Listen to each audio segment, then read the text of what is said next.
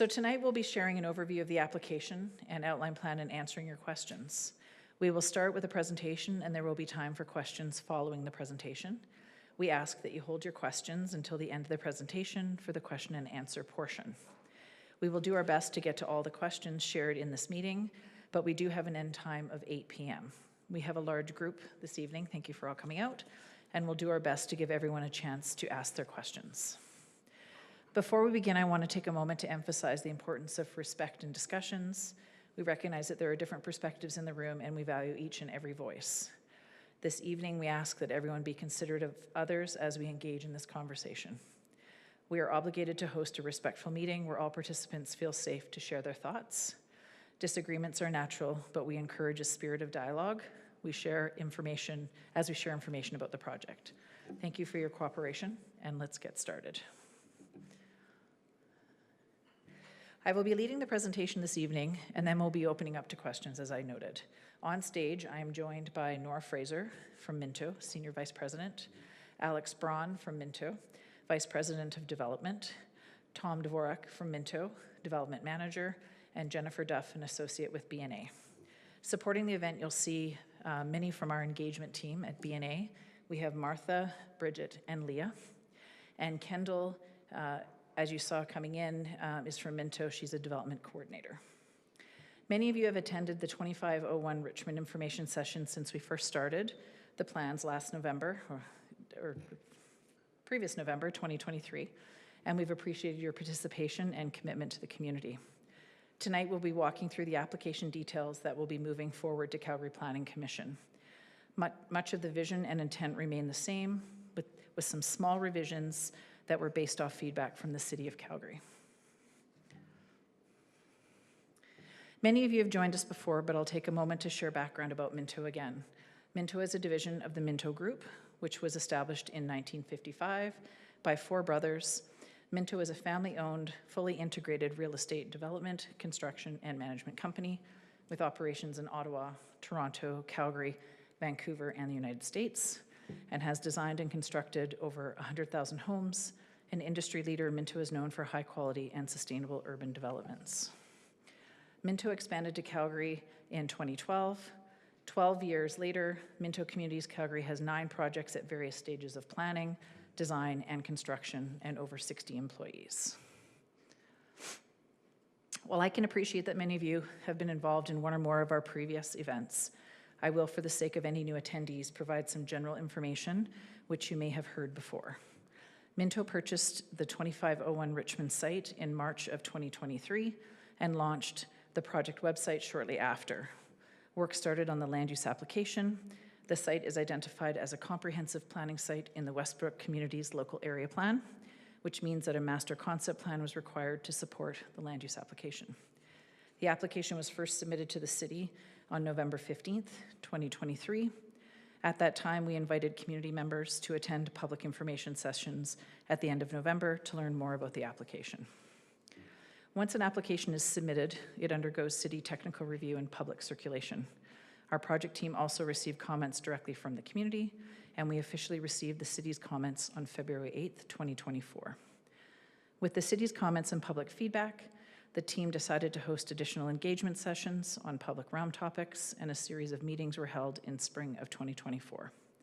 With feedback in hand from these sessions and the first outreach efforts, we released our What We Heard summary and hosted another public information session this past June to share details of the July submission and the updated concept.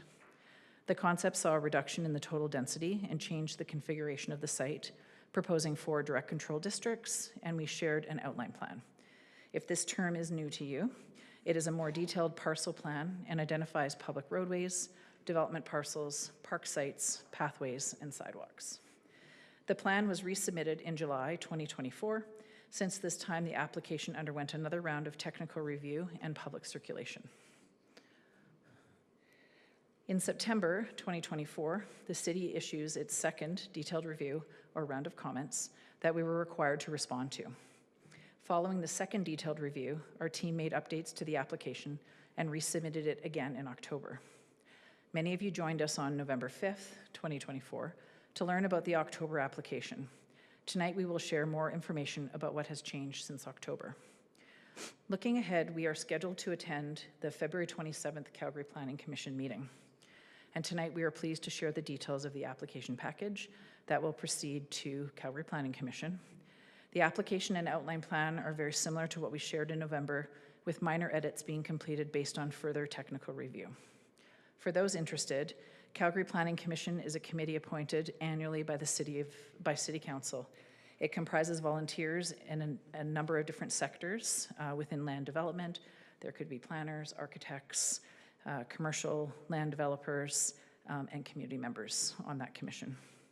The Calgary Planning Commission conducts a technical review and makes recommendations to Council on land use and planning items, such as area structure plans, local area plans, land use designations, and street and lane closures.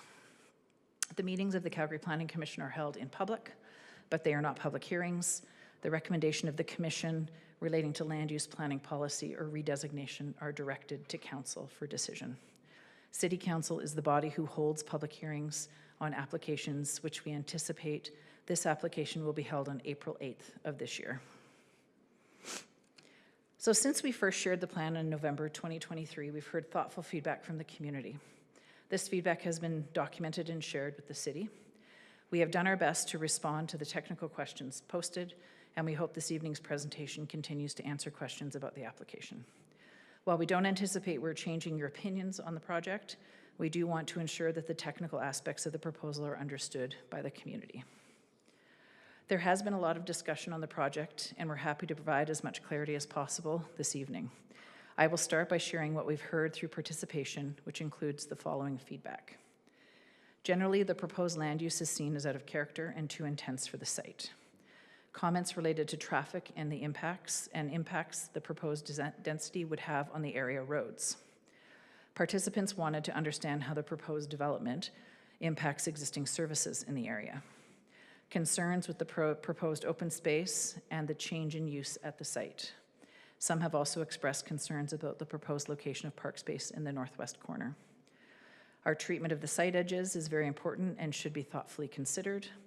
And finally, we received comments about the engagement efforts. Participants wanted to understand how their feedback is being used. Some participants felt that their feedback was not incorporated into the revisions. Feedback from the city, the community, and technical review have contributed to the revised concept. We will share how the proposal has evolved throughout these discussions, and ultimately the project team balances feedback with other site constraints to deliver revisions throughout the land use process. Yeah. How has the community's feedback been incorporated into the final design? I know you took the city's feedback, right? You took Walcott's feedback. How is my feedback? I've sent all of you, I've CC'd all of you on every email. Maura, Tom, Kathy. How has our feedback been incorporated into the next 11 slides you're going to show us? So we'll address comments at the end, and hopefully we can answer that, and then if not, we'll answer it further. Yeah. Okay. We want to share tonight's overview by sharing how the concept has evolved since November of 2023. Overall, the anticipated density has been reduced. We started with 2,500 units, seeking to understand what limitations might exist through our technical analysis. Since July, our submissions anticipated over 1,200 units, half of the original submission of November 2023. In addition to the density reduction, the team reviewed the proposed floor area ratio and heights, and also reduced these two elements. For example, the most recent submission has a height maximum of 16 stories along Crowchild Trail. The land use districts have also continued to evolve. We have made special consideration of the 25th Street and 30th Ave interfaces by providing greater setbacks and specific height rules to ensure a sensitive transition. Since the first concept, we outlined greater detail on public spaces like the pathway network, tree retention, and the site's edges. The plan also outlines the location of the new public park, and we will be sharing a concept for the space later in the presentation. Finally, the most recent direct control districts have been reduced from 4 to 3 sites. All 3 sites are based on the MH2 district, and each site has specific limitations on building height, floor area ratio, and density to enable development that provides a sensitive transition. Site 1 is the western and southern portion of the site. Maximum building height ranges from 10 meters to 25 meters, which is 3 stories to 7 stories. The anticipated density will result in 612 units.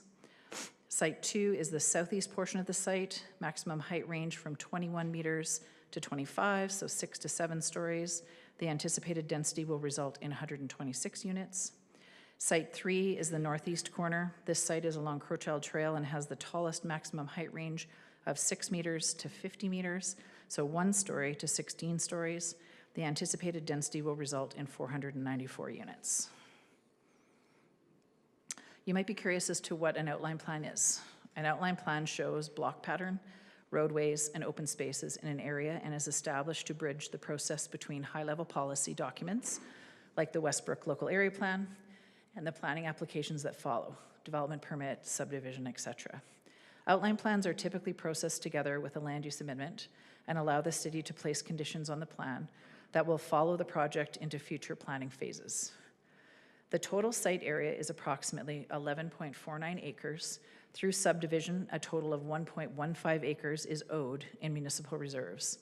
Specific rules on building setbacks based on context have been included to ensure a sensitive transition and comfortable improved public realm. The outline plan, which is near final, is based on the standard land use districts, MH2, and we've provided a detailed overview of the outline plan on page 6 through 8 in your stakeholder package. The revised land use is proposed to be entirely a direct control district. A direct control district, or DC, is a customized land use. It has a list of allowable uses and a set of rules specific to a particular property or development. Most DC districts include a cross-reference to the rules of one of the standard districts within the land use bylaw. Direct control districts can also be divided into sites to allow for certain rules to only apply to certain areas of the property or development. The most recent outline plans proposes 3 specific sites within a direct control district. Previous outline plans showed 4 sites. The total number of units and density is consistent with the previous counts. This was a request of the City of Calgary. The direct control district designed for the site has specific rules on setbacks, height transitions, and density transitions to allow for a sensitive transition. The highest densities have been intentionally placed along the east side of the site. Road widening has been proposed along 25th Street to be able to provide for enhanced public realm along the east side of the street to also contribute to the transition. The proposed land use districts will allow for limited support commercial uses with ground floor commercial envisioned along Richmond Road Southwest, and we're currently waiting for final confirmation of the DC from the city, which we will share once we have it. So the changes since November 24 are minor and the result of technical refinements by city administration to the proposed outline plan and direct control districts. Direct control uses now fully match to the base district. Customizations to the uses previously considered are being removed, and the detailed direct control districts will be shared on the website once finalized. Direct control being simplified while maintaining the same design intent. The base land use district of MH2 is now being applied to the entire site rather than mixing MH1, but height, FAR, and density constraints maintain the previous limitations. Western portions of the plan have been consolidated into Site 1 due to similarities, and previously, as I noted, they were written as 2 separate sites. Direct control provision for on-street loading stalls have been removed, and this will instead be considered at the development permit stage on a case-by-case basis. A third emergency access is being supplied through the city right-of-way rather than presumed through private lands. Road cross-sections along Crowchild were adjusted accordingly. And the city has noted that some of the existing trees along 25th Street are unlikely to survive construction. We have adjusted the public tree plan accordingly, and it is shared later in this deck. Rather than risk a disjointed streetscape, the 25th Street cross-section has been revised to match other proposed street edges, thereby increasing both tree count, and parking supply. And then finally, contributions to the future BRT station have been confirmed. This slide demonstrates how the height will transition across the site. Rules within the direct control district will limit these building heights in each of the sites. As you can see, the lowest building heights are located along 30th Avenue and 25th Street with 3-story ground-oriented units as the first transition. Along 30th Avenue, we see a transition of 4 stories and then finally 6 to 7 stories closer to the middle of the site. Don't forget the site contains significant grade, and we intend to work with the grade within built form. There is a notable grade change as you move north along 25th Avenue. This grade change causes the height to transition to 5 stories and then 6 to 7 stories towards the middle of the site. The proposed building heights adapt to the slope with 1 less story at higher elevations to maintain a balanced overall height. The dark blue area where the tallest buildings will be located, rules within the DC district will limit the floor plate for any buildings over 25 meters to 800 square meters. This will ensure narrower towers, which will have less shadowing impacts on the neighboring properties. A note, this image is not showing building footprints, rather with the height maximums across the site. Building setbacks from the property line range from 0 to 6 meters, depending on the build form and interface. Precise details on building setbacks and maximum building heights in meters to be provided in the full direct control district. Since the November 2024 meeting, we had quite a few questions about the massing and how it would look and feel. We prepared this new figure to show a conceptual rendering of how the proposed heights and setbacks could apply. This also gives you an idea of how the park space and pedestrian realms will look and feel. A rigorous analysis has been undertaken to ensure the utilities have capacity for this development. The servicing studies have been submitted to the city, and they have been accepted. I am pleased to provide this high-level overview of the accepted findings.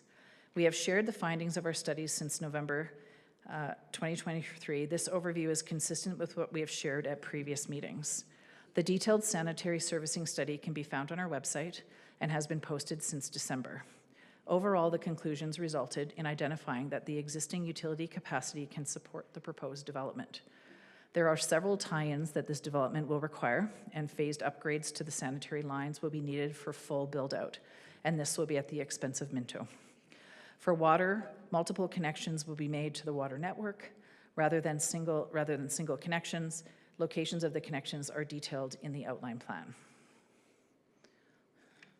Stormwater analysis did not identify any off-site upgrades. There will be connections to the existing storm system within Richmond Road Southwest. What's the current age of the line on 25th Street? What material is it made out of? What pressure is it operating at right now? We'll try to answer that during the question and answer portion. Okay. Sanitary servicing. Sanitary analysis showed that up to 870 new units can be accommodated by the existing 24A Street sanitary pipe before upgrades are needed to that pipe. The capacity and required upgrades will be reevaluated at the development permit stage. Minto had Bunt and Associates prepare a transportation impact assessment. The TIA, the Transportation Impact Assessment, TIA, has been accepted by the city. It can be found on our project website. We have some required improvements that will help vehicles and pedestrians and cyclists move around the site. Some of the vehicle improvements include new signals and turn lanes at 25th and 26th Ave, a new turn arrow at 29th and 33rd, and roadway upgrades to 25th Street between 26th and 30th Avenue. Active transportation upgrades include improvements to sidewalks around all site frontages, curb extensions at 25th and Richmond Road, and an upgraded cycling pathway replacing the current pathway along Crowchild Trail.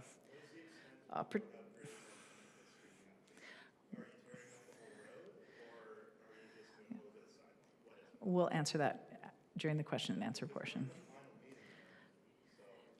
And we do want to get to questions after we're done presenting.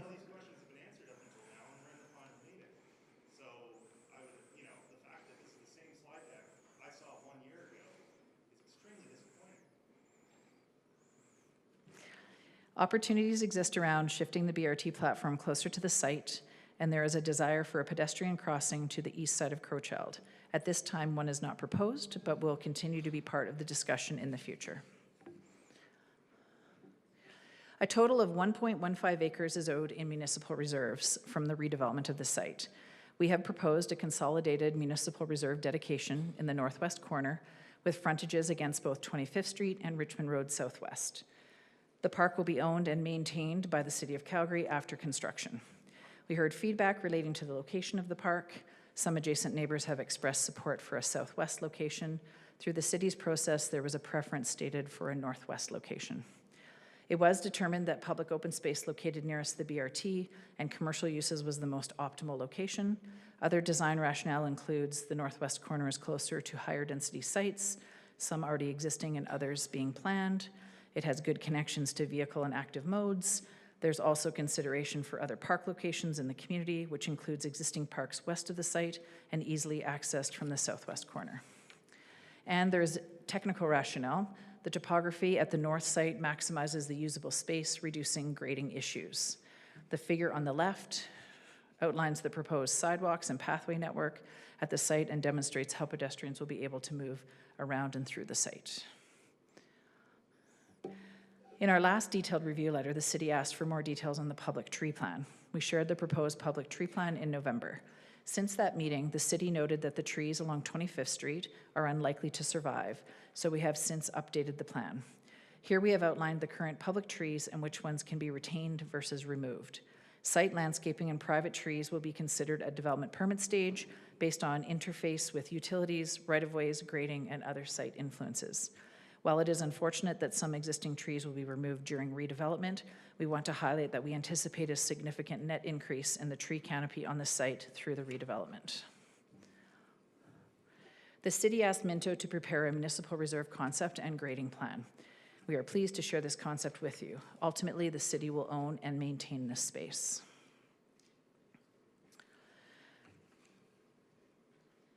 Before we get to our question and answer session, or part of our session, let me walk through the anticipated next steps and timeline. Since our first submission in November of 2023, we have received feedback from the city, technical review, and public circulation and public engagement through 2 cycles. The concept plan has been revised based on this iterative process. The application will proceed to Calgary Planning Commission on February 27th, and as noted before, we anticipate that the item will be heard at public hearing of council on April 8th. We will continue to keep you updated on how the application is progressing through the approval process, and the city will continue to accept feedback through to Calgary Planning Commission. The city is responsible for putting together the reports that go forward to Calgary Planning Commission. We get access to those at the same time the public does, and that's approximately 1 week before the public or the Planning Commission meeting. So I want to cover a few housekeeping items. We have a few questions. We've had a few questions this evening, and your stakeholder packages are currently posted on the website. We will post and we're hoping we might be able to post this if all the audio and everything works. So we're going to see where we're at post meeting. As we begin the Q&A portion, we'd like to share a few quick guidelines to help ensure a productive and respectful discussion. We ask that each participant keep their questions or comments focused on a single topic. This will allow us to hear from as many voices as possible in the room, and we will take one question at a time. We will do our best to accommodate everyone who wishes to speak, but we do have a firm ending time of 8 p.m. due to the venue rental. If we aren't able to get to your question tonight, we encourage you to reach out to the project team by email, and we're happy to follow up with you. If you have questions, please raise your hand, and our engagement leads will be happy to come to you. And lastly, we're committed to maintaining a safe and respectful place for all attendees, our team, and the venue staff. Hate speech, threats, or any form of violence will not be tolerated. We appreciate your cooperation in making this a constructive conversation. So thank you. Let's get started. So maybe if I can just address one of Derek's questions first so that we can continue moving. You asked about how we incorporated your feedback into our plans. So we heard some concerns about density. We made an overall density reduction from about 25 units to our anticipated 1,250 units with a maximum of 1,500. We heard that people wanted consolidated park space. So we've consolidated that park space. We heard feedback about the programming that people were looking to see in the park, and we've incorporated those comments. We heard comments about overall heights. We've reduced those heights from our previous application. We heard concerns and comments about transition areas, specifically on 25th Street and 30th Avenue. And you'll see here in this the details of the step backs and really paying attention to those transition areas to make it feel different from the street. So those are some of the specific high-level ones. I'm going to pass it over to Tom to talk about a few more detailed changes that we made. Hang on, can I reply to that? So the sewage needs to be upgraded above 800 units, right?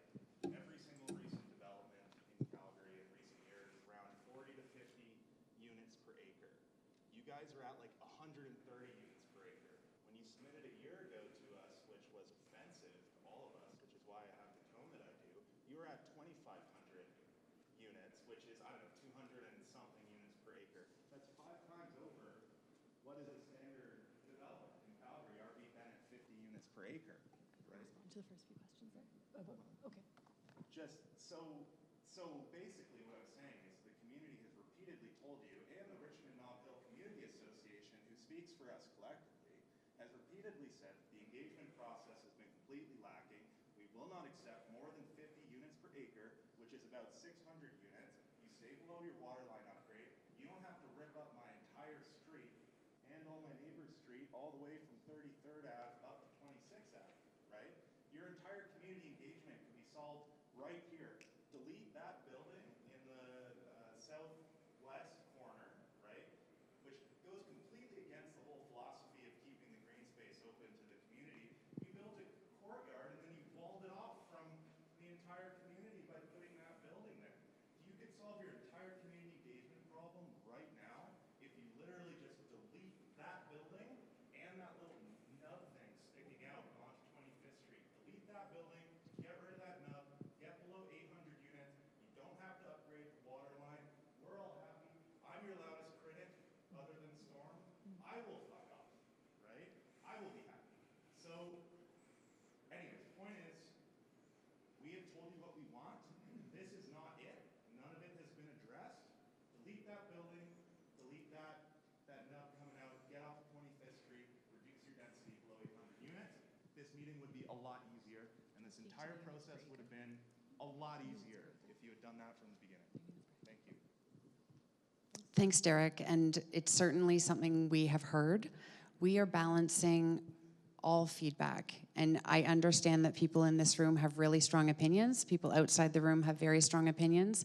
And we are balancing all of those, whether it's community, whether it's city, whether it's community associations, and we are attempting to balance all of those. And we feel good about this application bringing forward our vision for the site, which is a multifamily, transit-oriented community that's walkable, that provides housing that doesn't currently exist in the neighborhood. And Derek, I hear you. I know this isn't what you want, and you've made that very clear. We want the Richmond Nob Hill Community Association. It's not me. The Richmond Nob Hill Community Association. Thanks, Storm. You've received dozens of letters from them. They represent the community, and they have been telling you for a year now that this is absolutely not what we want, right? We've ignored it every turn. So I understand you're balancing, you know, what the city tells you versus your cash flow, right? You've ignored completely the community, which is why I asked you in the first 5 minutes. And I like how you left out the slide actually showing all of the concerns of the community. You immediately took that out of this report, started an hour late to reduce your meeting time to 1 hour instead of 2. It's just very, yeah, it's bad faith. So anyways, thank you. Submit these. Someone else can. It's not what you want, it's what we want. It's what we want. Thank you.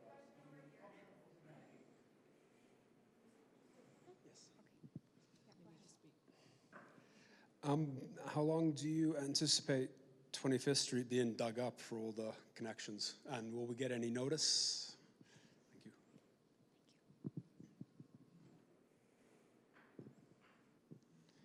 Thank you. Hi, good question. So to clarify, the upgrades on 25th Street are largely surface improvements. So that's adding sidewalk, revising curb lines.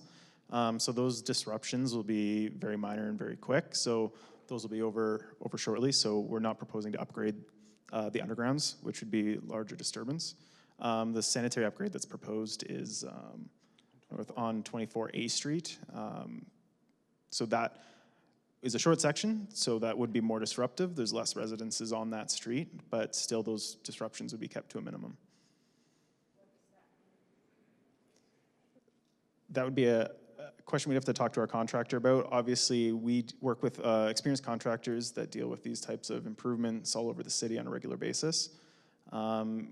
It's weather dependent. I would give it a few weeks to kind of get it pipe for a short section. They do section by section, where they would dig it up, replace the pipe, and backfill it back in, and then rehab all the surface work after that.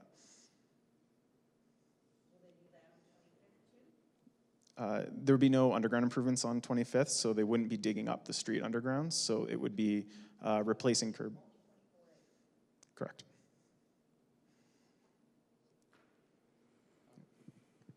I should note, I know Kathy referenced our sanitary servicing study. One thing that one of the conclusions in the study was that the full scope of development could be accommodated with no sanitary upgrades if the sanitary flows were split between 25th Street and 24A Street. So if we had the lion's share or all of the project go down 24A, then the upgrade would be required. But if the flows are split, then there is no underground work required offsite. Thanks, Tom. I'm just going to remind everyone, if you are asking a question, it is helpful to raise your hand so everyone can hear the question, just because it was a specific clarification on 25th Street. So for the panel as well, just to reiterate the question, just so that there's clarity on the responses.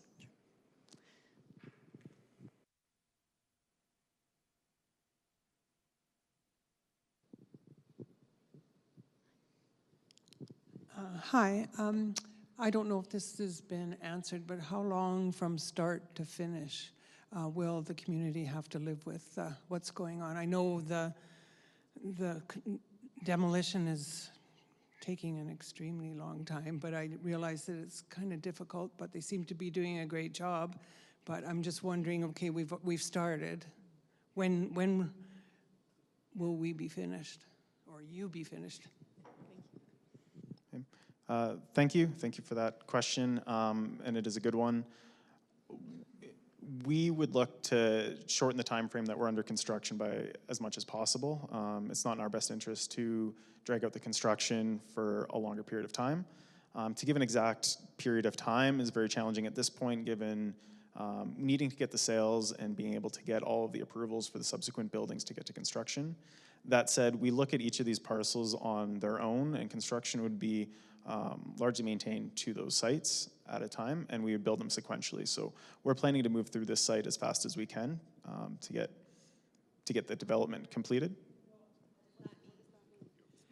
I sat in on the presentation for Richmond Green, and they are very clear about their expectations. They have 5 acres, 400 units going in, and anticipating 3 years.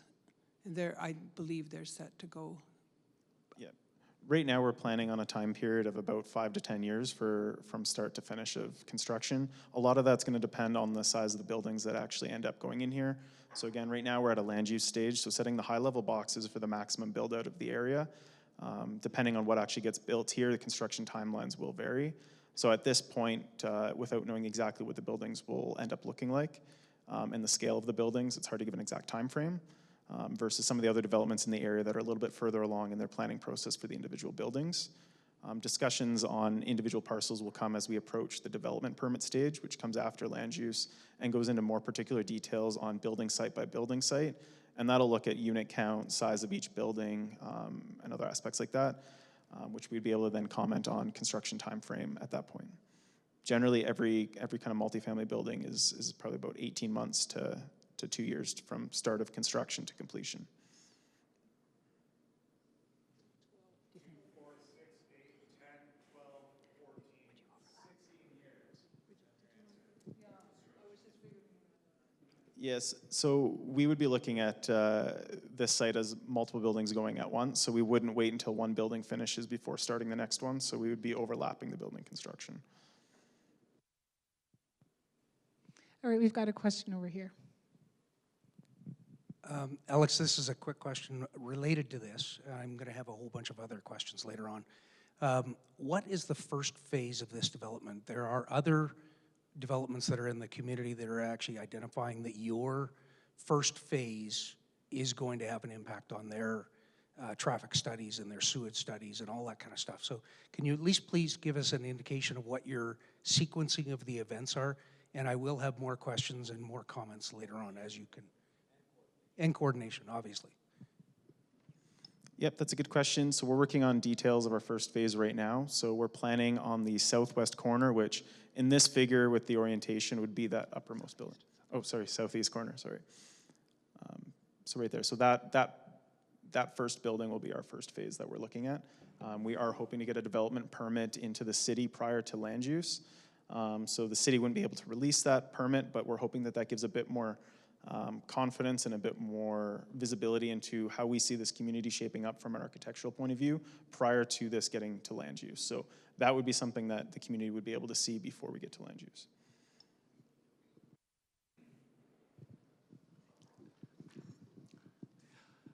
One thing we haven't talked about a lot, maybe I'm getting ahead of myself here, but with 1,500 units going in, that means there's going to be a lot of cars, a lot.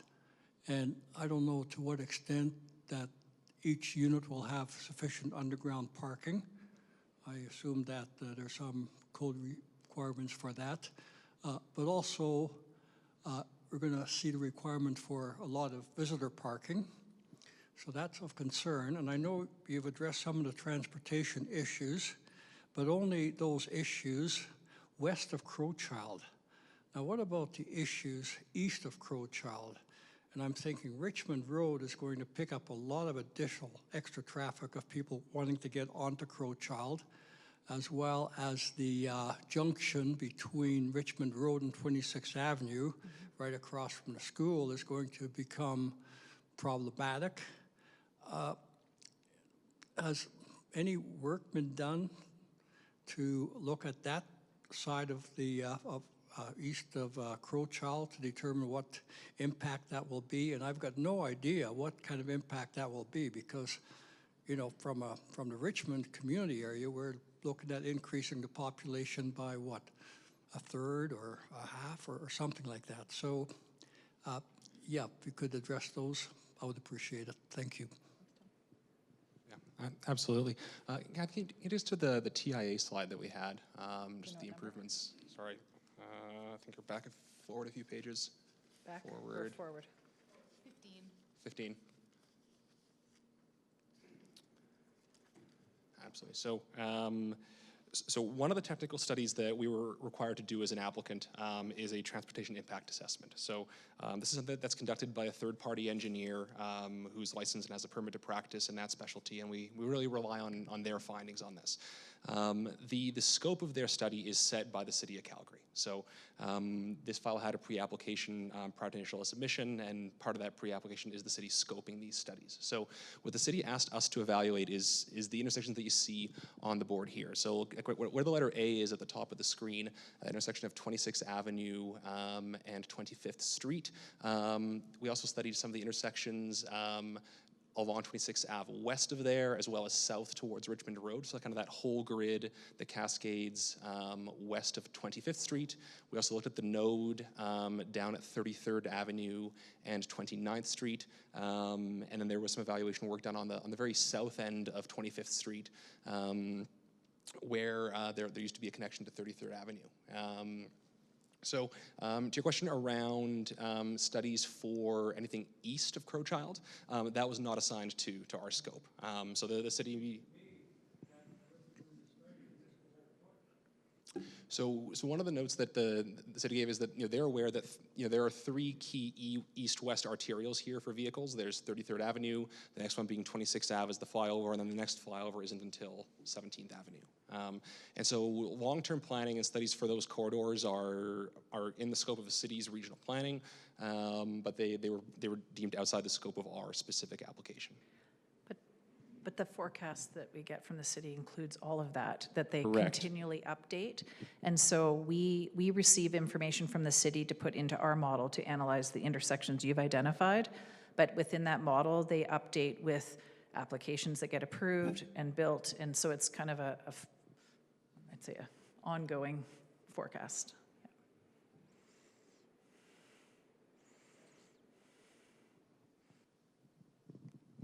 Tom, sorry, one quick question. Tom, why has your traffic consultant not updated with the most current information associated with the traffic counts? There have been multiple brand new traffic counts in the community, your traffic consultant has not accepted or analyzed that, and the city has disregarded them completely. So I'm just curious as to what your opinion of that is.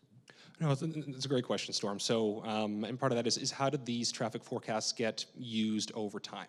So the TIA that was done by our consultant and accepted by the city did forecasts out to the years 2028 and years 2048 with various background projections. Now, these are forecasts and projections. They are then calibrated over time. So that calibration and verification happens at the development permit stage. And so we fully expect that at each development permit that we do, any new counts that are available will be factored in, or if no new counts exist in the area, we'd be asked to perform those counts ourselves to update that data set. And so what you're referring to, Storm, I know there are some counts that were done in kind of mid to late 2024. There were some counts as recently as January of 2025. With the first development permit that Alex alluded to, we have our consultant doing the first development permit traffic update memo.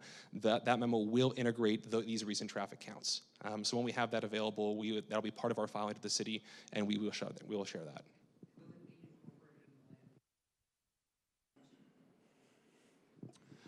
That is a question that would have to be brought to the City of Calgary engineers. Given the data is available, I imagine that a number of city councilors would have the same question.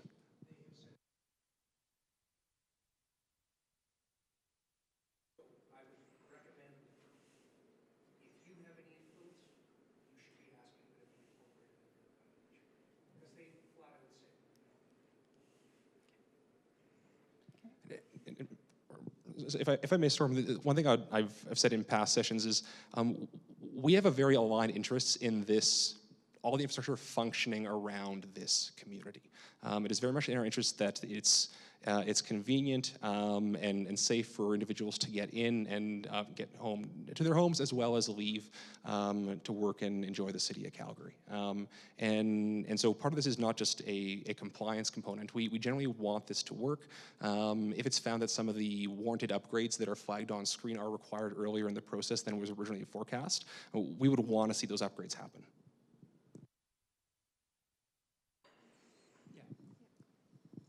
Just while we're on the subject of traffic, the traffic light indicated at location B on the map there, is there any details that you could share just to the north of that where Richmond meets 29th? Yes, so the upgrade that's noted at letter B there is the addition of a left turn advance arrow. So that there currently is a signalized intersection there, but there's no advance left turn. So the first upgrade there, and we expect this will be one of the earlier ones in this series of upgrades. So the slide notes at 1,250 units, various upgrades would happen on the journey to 1,250. So it's not 0 upgrades and then all at once at the end. So we expect that to be one of the first ones. With regards to the intersection just north of it, so what the current forecast has projected, and we studied that intersection, it noted that at some point a signalized intersection would be required at 29th and Richmond, and with that there'd be, given how tight the intersection spacing is, those lights would be programmed to work together. So if you were coming westbound on Richmond Road and you got a left turn green to get down onto 29th, you would then sync up with an advanced left turn green to get all the way onto 33rd. And one big control piece that we get with the lights is that the traffic engineers can then actually time the different cycles based on time of day, based on day of the week to match the traffic demand at those intersections. So that upgrade that I'm talking about there at Richmond and 29th Street, currently the forecast does not project that being required at 1,250 units, but it was flagged because the evaluation was done all the way up to 2,500 units in this node. It was flagged along that journey beyond 1,250, and will be reevaluated at DPs as we go. Driven that intersection, Tom, it is currently the most hazardous intersection in the city. If you add another 1,250 units and you don't do anything about that intersection, there will be a car accident every single week there. I've witnessed like 3 different car accidents there. I've lived there for years, so something absolutely must be done about that intersection before anything gets developed on that property, because it is absolutely not equipped to handle the dead speed that you are putting on Richmond Road. And if your traffic engineers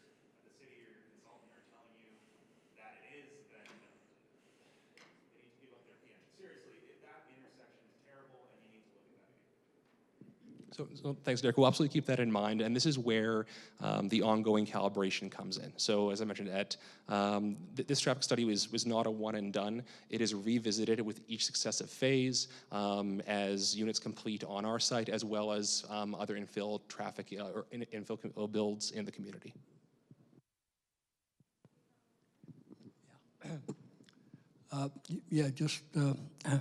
I'm not terribly happy with the discussion on the traffic issue, but yeah, having said that, we probably should have the traffic engineers here to explain how they've done their work.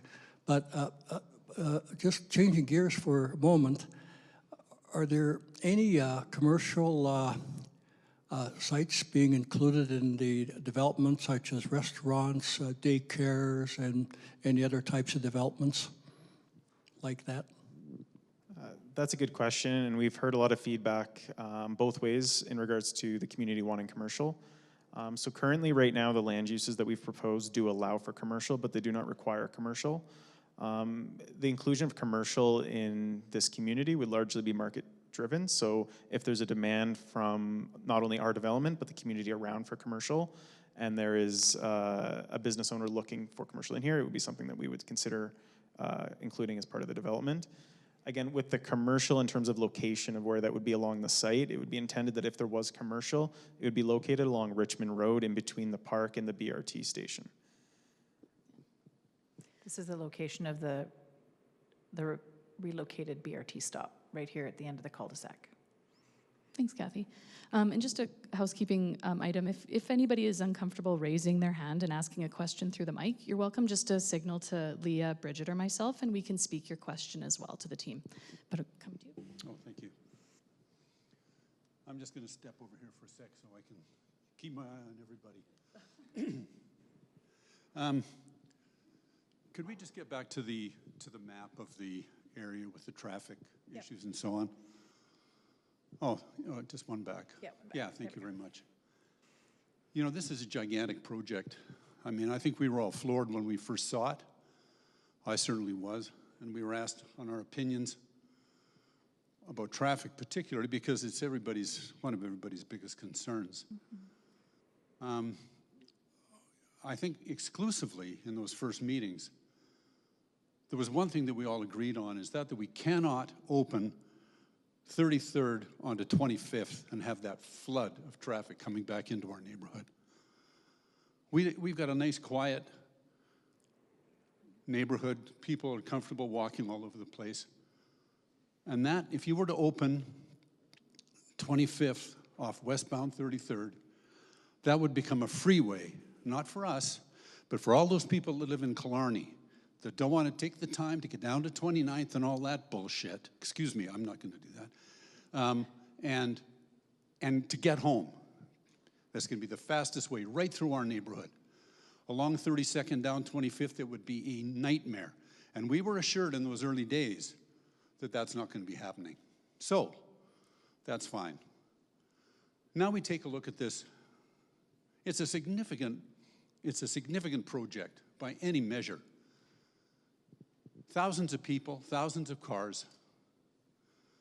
And I don't know how many years ago it was explained to me that a project of this size would require multi-lane arteries on at least two sides of the project to get people in and out of the property. Like Westbrook, that area over there. This site, in its current form, has one usable lane. Not 8, not 4, one usable lane to get from the site. They're going down to 25th. We're going to be turning left onto the westbound lane on 26th Avenue, back to 29th, back to 33rd, east on 33rd Avenue to get onto Crowchild Trail. Now, a lot of us would have thought when we looked at that site that one of the reasons it was selected with that many people is you can get immediate access onto Crowchild, north and south. Well, you can't. If you take the pointer, 26th Avenue at the proposed light, and we're going to be going westbound to 29th southbound to 33rd, and then over to Crowchild Trail. That's over 2 kilometers. To get from that site to Crowchild, it makes absolutely no sense on one lane. Who is doing these traffic studies? Who could tell anybody that that would be a sensible consideration for this property? Now, we add the joy of 29th and 33rd. We all know about that intersection. It's a difficult one. If that was all there ever was, I agree. We may be between lane structure and left turn advance traffic flows and stuff, you'd be able to hopefully manage that. Assuming you're not thinking about the guys coming west on 33rd and zipping around that corner. But with Richmond Road butting into that, 40 steps away from 33rd, there is not a traffic control device on the planet that's going to be able to manage that. You're saying that you're going to, for the people coming out of that little shopping center and going left to the end of Richmond Road, you're going to give them a green advance to go all the way around that corner and hold up all the rest of that traffic. That is not going to work. We all know it isn't. I don't know who's doing your studies. It's senseless. It's beyond impactful. When we were talking to the traffic people, other than the frustration of dealing with unavailable information or information that wasn't quite finished yet, we were given a response that I found to be common in people concerned about the developments in their areas. It goes like this, from the city experts. Barring any immediate problems, we'll proceed with our approval of the development with pinch points and deal with pinch points as they arise.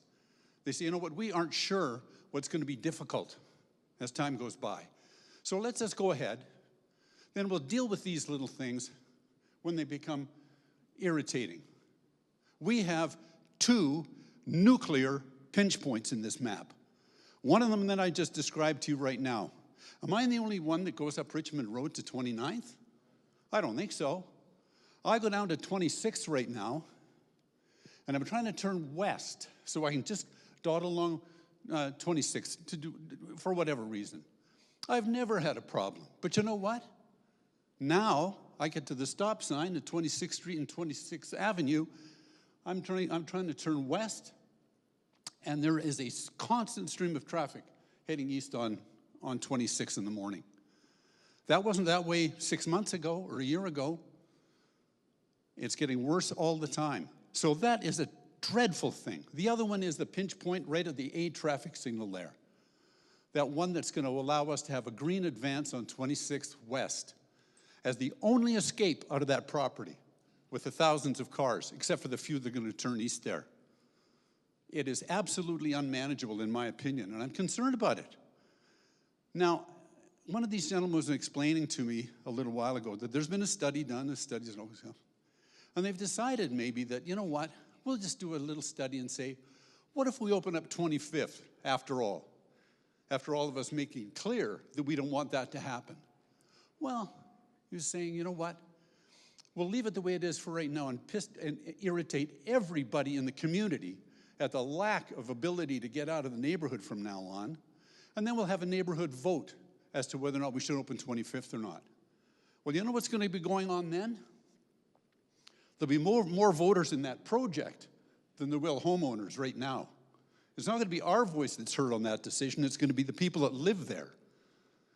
So I think we are incumbent to get the mayor, councilors, press, whatever it need be, to come with us on a little ride and take a look at what we're going to be expected to do here over the next short while. It's going to be unworkable. It's going to be absolutely unworkable. I'm a salesman, or was a salesman before I retired. I wonder if you people are going to be explaining. Or like a vehicle going to 25th and up and over. If you're in a wheelchair, forget it. It's not an option. So the question is that you talk about upgrades on journey and calibration. If the data is not correct to begin with, and the upgrades that are based on a journey, the neighborhood will be very angry that the lack of any foresight to actually improve these things like pedestrian access and safety and mobility issues, in addition to the cars, is actually going to be where the question is, how do you restore trust when this development starts to actually really envelope and really consume this community and make it very political? Thank you. Kathy, can you do slide 16, please? Thank you for the question, Renton. So I'll speak to mobility, and particularly non-vehicular mobility through the site. As Alex mentioned earlier, there's a significant grade change on the site. So it's a 13-meter grade change. The high point is in the southwest corner, a low point is in the northeast corner, which is the equivalent of a 4-story building. Transitioning. And so in one that's routed through here, there's an existing pathway right against Crowchild to the east of the property, like right by the concrete barrier. It's not the most pleasant experience for any user. So one of the major changes that this project will bring is a pathway through the site. And so the city has 2 designations for pathways in the region. One is just a standard pathway, and another one is called 5A. So that's always available and accessible to all ages and abilities. There's probably 7 A's in there, but they call it 5A. So there are a few requirements with that. So one of them is width. Second one is grading. So we're asked to maintain it at, we're not allowed to exceed an 8% grade at any point, and we're allowed to exceed 4% for very short sections. So what's drawn here, and you see a bit of a meander, and this is the dark pavement where Kathy has the cursor. So that pathway doesn't exceed 3.5% other than for a really, really short segment. If you go up a little bit, Kathy, where it goes east-west, that east-west leg, it does a little kick up there for about 20 meters. But otherwise, that's been intentionally designed as a meander to smooth out that grading. So that's meant to be an accessible pathway through the site where it is not fronting onto private property. The city actually tags that with an elevated level of maintenance of snow clearing by city crews. And so that pathway designation is proposed here through the site north-south, as well as along Richmond Road. So on the south side of Richmond Road, on the north frontage of our site, we're proposing a 5A pathway, and that will tie into longer range city plans to extend that pathway network southwest down Richmond Road.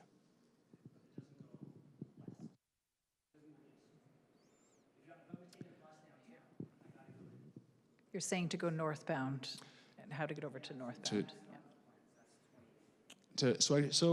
So going specifically east, they're independent of our project or any private development project in the area. The city does have upgrades planned for 26th Avenue. So 26th Ave currently has standard sidewalks built to a historical standard, as well as painted bike lanes that were put in the last 15 years. There's a project that was consulted on over the last 3 years that is approved for construction starting in 2025 that will upgrade 26th Avenue. So those upgrades will be that same 5A standard, and it will take those mobility lanes off of just being painted on vehicle asphalt and being elevated, separated, designated to a higher maintenance standard with equivalent improvements to all crossings across streets. So that's part of that's a greenlit for construction, completely independent of our project. So our linkage here would be the pathway along our frontage. There are the existing ramps that we would tie into to get up to the 26th Ave flyover. And when we asked the city about a linkage north-south on 25th Street, they did note that the designated north-south bikeway in this area is 26A Street. So that is 2 blocks west. If I've got my naming right. Yeah. So they'd have the north-south tie-in there in the future.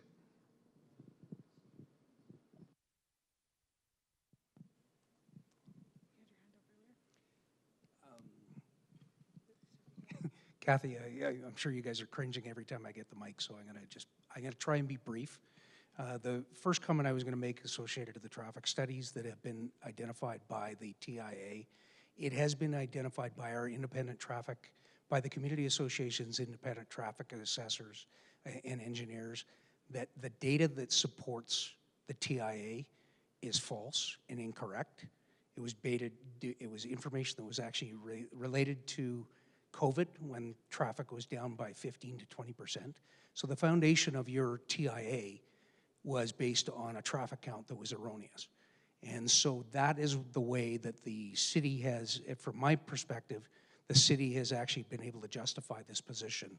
And this, it doesn't mean they've accepted it. You guys are free and clear as far as I can see, but that's what's happened. That's the reason and how it's been developed to this stage, because they've used incorrect data.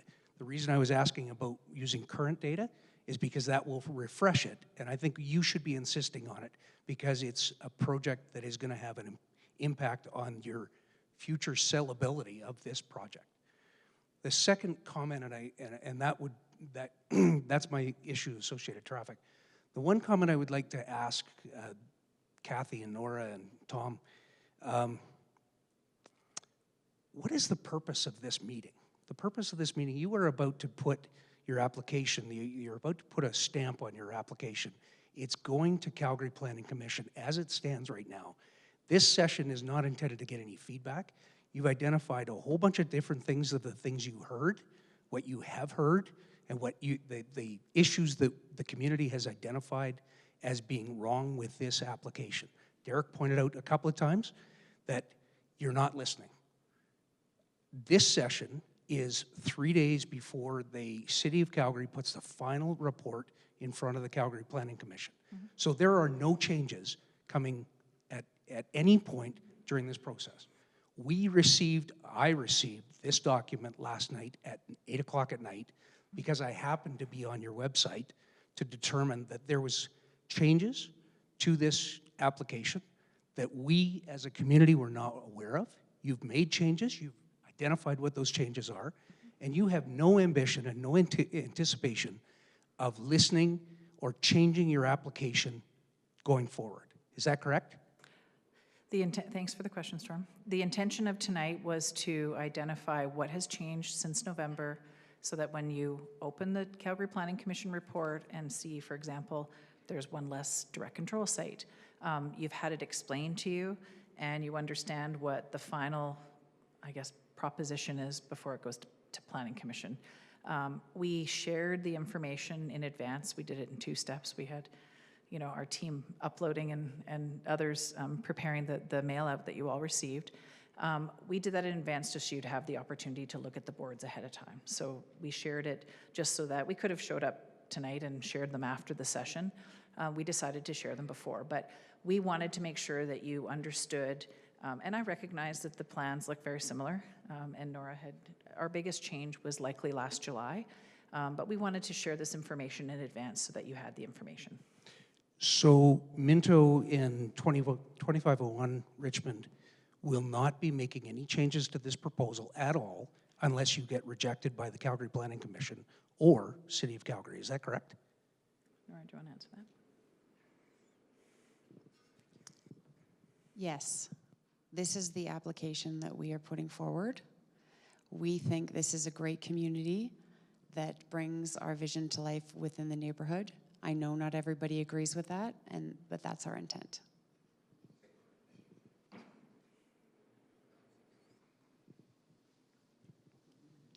Hi, Nicole. As a mom of a 12-month-old, I'm deeply concerned about the safety implications of this development proposal. There have been a tripling of fatal pedestrian crashes in 2024 in Calgary. So I guess my question is, are you going to be responsible for the next? And what are you going to be doing to reduce traffic and congestion and safety for the families in the community? Will you be installing, for example, speed bumps along 25th Street? Circling back to the question about parking, because you didn't quite answer that, will there be underground parking? Where will visitors park? These are all questions that are left unanswered. Yeah, I appreciate that. And I share your concerns about safety, and Minto is dead set on providing a safe community environment for everybody. I understand there's a lot of parents in the room. It's not just for kids, it's for pets and people of all ages. So we share your concerns and we put forward an application which we think will be a great, safe neighborhood that families can live in. With respect to parking, yes, we intend to have underground parking. I know the gentleman behind you asked about how much parking, which is something we frequently get asked, and I will answer it as honestly as I can, and it's been something I've asked before and something that people have told me is a little bit frustrating. The land use process doesn't decide how many units, how many parking stalls per building. So we do this at the development permit stage, where you find out the architecture of the building, the exact units, their sizes, the parking split between resident parking and visitor parking, and all of those details comes out at the development permit stage. As Tom mentioned, we're working on that southeast corner development permit, and we intend to share those plans with the community when they're ready, sometime in March, so that you can get a good idea and have some more certainty with the first phase of the development, should we get approved when we head to council in April. I'm going to hand that over to Tom to talk about. Yeah, so Kathy, can you go to slide 18, please?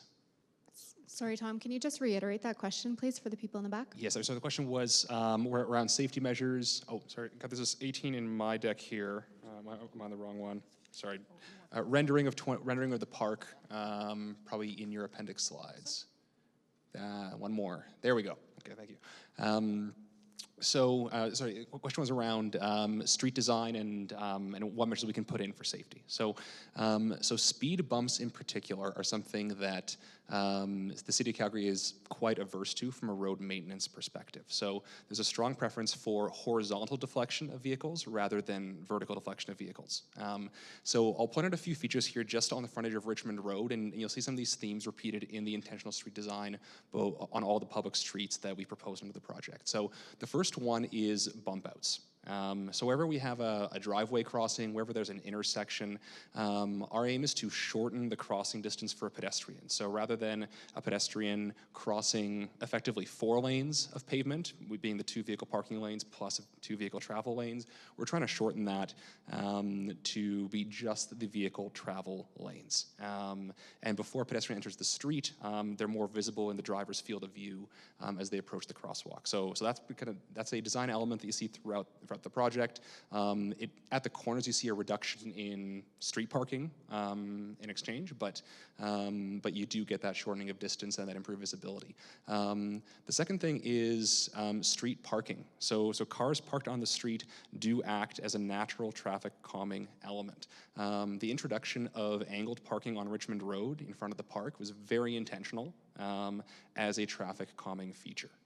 When a vehicle approaches that, vehicles do slow down, seeing a wider vehicle in front of them. In general, the street cross sections have all been designed with boulevard trees, which again acts as a visual tightening element in the streets. So this is in contrast to some of the historical designs you see in the community, where it's what we call a monowalk, where you have sidewalk, curb, sidewalk first, and then tree. Here, the sequencing is curb, tree, then sidewalk.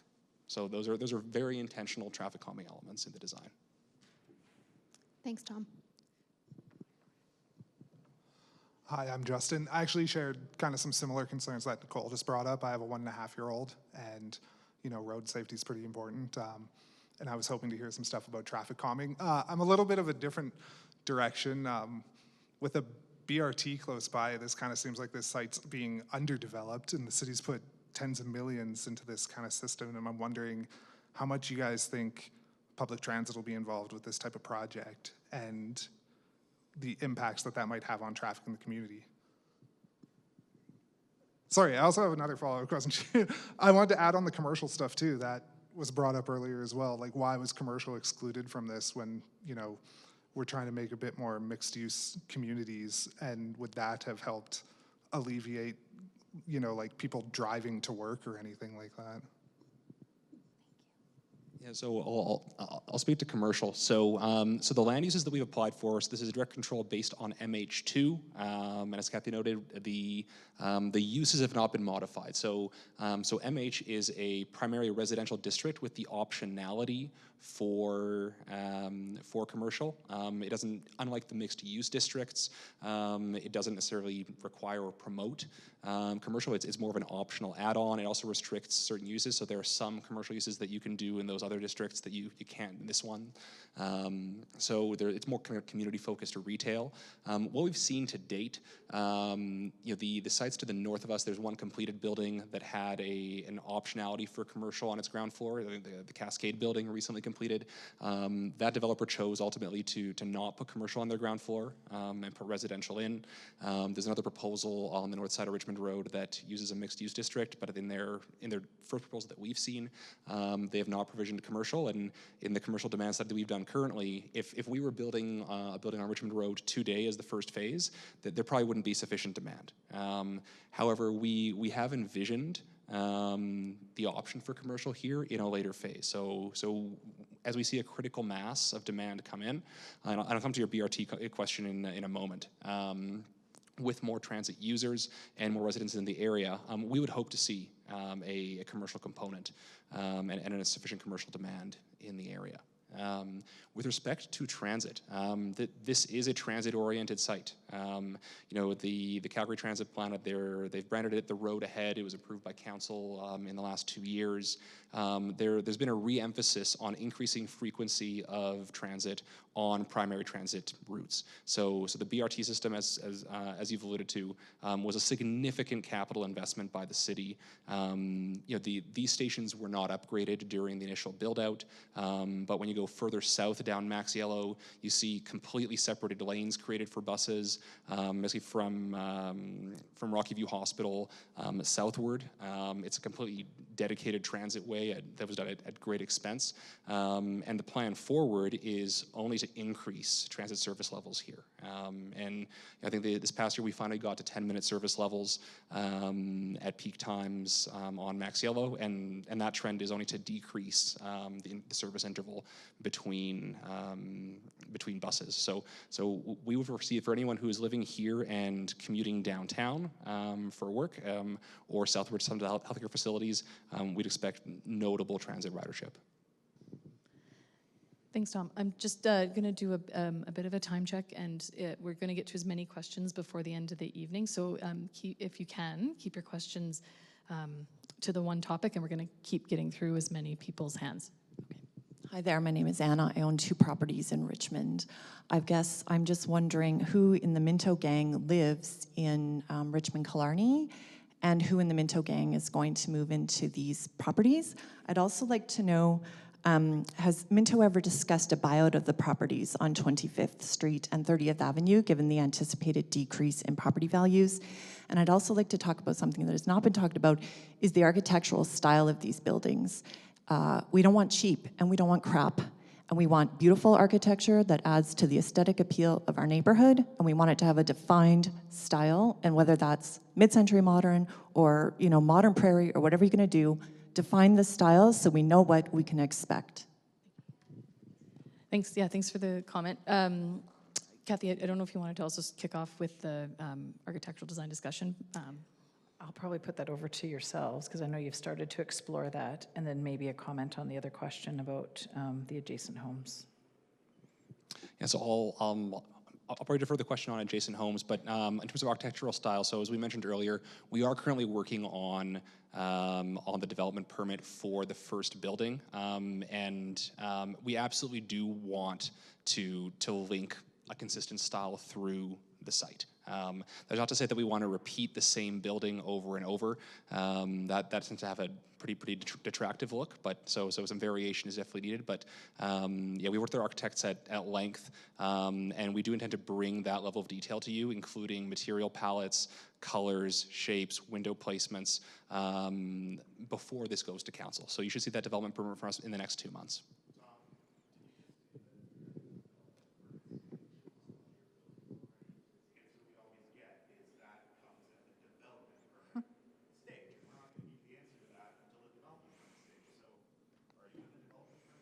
So we have not currently filed a development permit. So what I'm noting is that when that development permit is filed, that'll be circulated to the community. We will share that when it is filed. So that is the beginning of the development permit process. There is a set of requirements for a filing. So we are currently in the process of making that filing.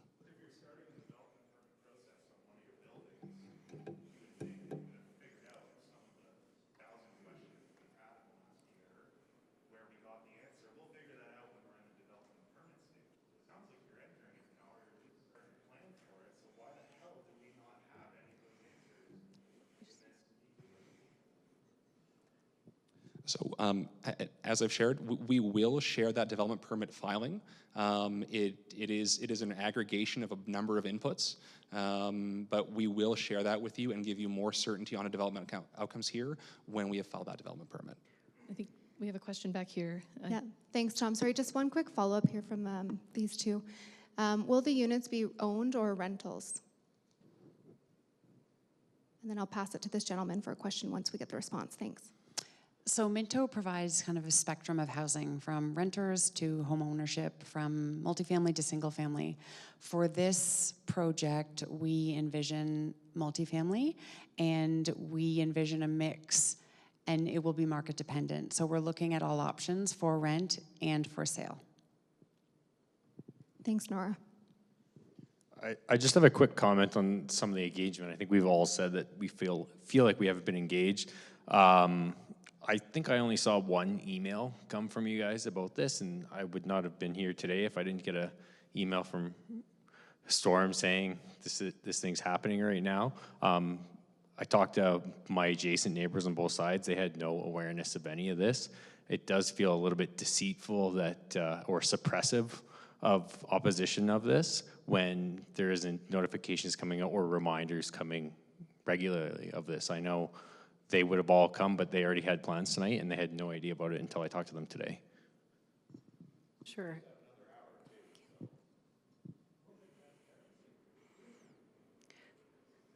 Martha, did you want to make any comments about the engagement? Because Martha has led this project in our office, and certainly you might have a comment or two. I was just taking another question from the table, actually, but so maybe, I think, was the question on notifications about this event? Notifications, and not this being the first notification, and many not understanding that there was an event or continued dialogue. Yeah. So we promoted the event to our subscriber list, and we have nearly 400 people on our subscriber list via email. Yeah, and then we did have, it has been promoted through our website, and then similarly, we also followed up with all of you. You may not have all gotten it, depending on spam filters, just with regards to the details for this evening. I think I've covered the main notification methods. Sure. And I appreciate the comments. Our intention was to have an event where we could have individual questions answered at the boards and also have a formal presentation. We didn't cut the time. We decided to make it inclusive to all those. We've had feedback over different types of engagement styles that we've had over the project, so we tried to blend those tonight. So nothing was done on purpose. It was meant to have two different ways of being able to talk at the boards and like this. And just to follow up on the second question, with regards to the property values along 25th and 30th and the discussion of buyout, if you just want to discuss that. For sure. Thanks for the follow-up. There was a few questions in there, so I missed that one, so thank you. We believe that development is great for neighborhoods and enhances neighborhoods. It's not our belief that it affects property values. I know people have different and varying opinions on that. In our experience in the communities that we've built throughout Canada and the States, that development tends to enhance neighborhoods, whether it's enhancement of park space and programming, whether it's the pathways that we were talking about, and we don't intend to have conversations with people in their homes on 25th Street or 30th Ave. Those are their homes, and they own them, and we don't intend to change that ownership pattern. We've got a question over here. Might be more of a comment than a question, because I understand no changes are being made to the proposal at this point. In a former career of my own, I was involved in insurance claims litigation. And one of the worst claims I ever saw was a young boy who made a sharp 90-degree turn into traffic that was overtaking him with no warning, leading to his loss of life and frankly the loss of mental well-being of the driver of the vehicle. And I was reminded of that claim recently coming up off of Crowchild, heading south to go east on 33rd. And that particular intersection I haven't seen addressed in any of the safety discussions, and I think it's frankly one of the worst areas of risk. If you do go ahead, and I think I heard earlier, the southeast building is the one that is the first under consideration. And so my obvious concern, I don't actually have children in the area, my children are off at college, but on behalf of the young families in the area and the many, many young families that I assume will end up renting a little bit lower income type housing, I would lose sleep potentially over all these little kids taking bikes along that bike path and then making a left turn to go east on 33rd. It's one of the most treacherous intersections because cars coming up that off-ramp have very little visibility because of the sound barrier and because of the slope. And so if you go ahead with that building on that southeast corner with no pedestrian bridge, I guess I'm a little surprised to hear that building would be going first as opposed to the northeast corner where you have a much safer overpass across Crowchild. So if you could address that particular corner, that would be appreciated. Thanks for the question. And further, this is something that was not requested of analysis for us, but our traffic engineer called out specifically in the report that's on our website. So that the pedestrian connectivity across Crowchild at 33rd is objectively in need of improvement. So within the scope of the current main streets upgrades throughout Marda Loop on 33rd and 34th, improvements are being made to crossings on the east side of Crowchild. And this will be an ongoing discussion with the city through multiple phases. We know that other landowners or the developers in the area are having similar conversations about improving that connectivity and specifically the safety at that corner. One integrated piece there for everyone sees the bus stop. So the BRT Max Yellow station had the northbound station at Marda Loop improved a number of years ago. The southbound station was not improved at that time. There's still a pending question on whether that southbound BRT will route across 33rd and into Curry Barracks from the north, or if it'll continue straight down Crowchild as it does currently.